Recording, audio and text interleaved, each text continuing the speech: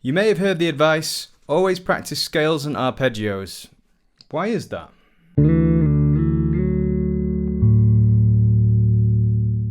Quite often we don't receive a satisfying answer to that question, and it's hard to see the value in doing something if we're not sure why we're doing it.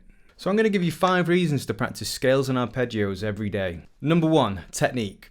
This type of practice will give you the opportunity to put your technique under the microscope.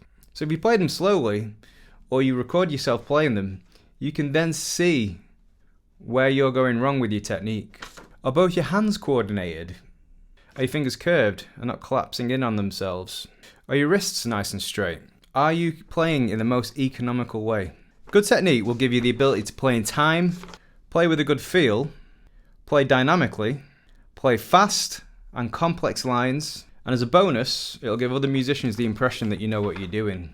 Number 2, demystify your instrument. When you first look at your instrument, whether that's the fretboard of your bass, the keys on a piano, or the holes of a harmonica, the first impression you'll get is one of complete mystery and confusion. Slowly, you'll begin to understand the instrument, and the closer you get to fully understanding it, the more enjoyable it becomes. Practicing scales and arpeggios will supercharge this process, and it'll map out the fretboard so you can navigate it with ease. You'll find it quicker and easier to learn new songs, improvise, and write bass lines. Number 3, music theory. When I first sat down to learn music theory, I'd already been playing the bass for a few years, and I'd been practicing my scales and arpeggios. What I found was music theory came quite easy to me because I could easily connect what I was learning to my instrument.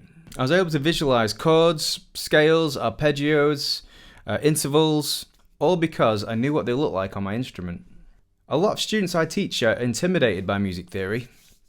They don't want to learn it, they find it difficult, and just seems very abstract.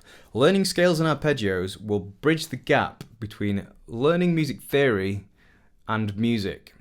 Number 4, ear training. So this is a big one. Developing your musical ear is of the utmost importance.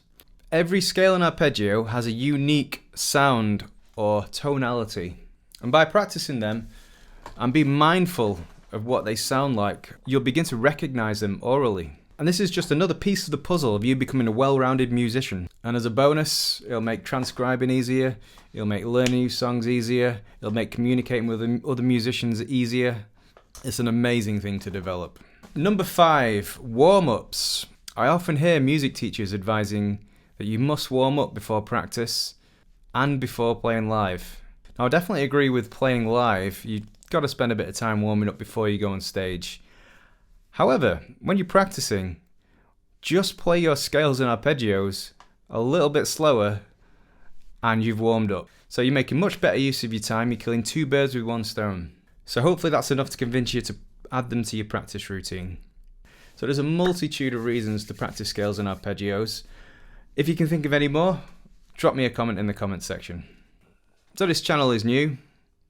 If you can give me a like and a subscribe, that would really help me get off the ground. I'm going to be releasing videos on a regular basis, some like this and some more of a reference library type thing. So thanks very much.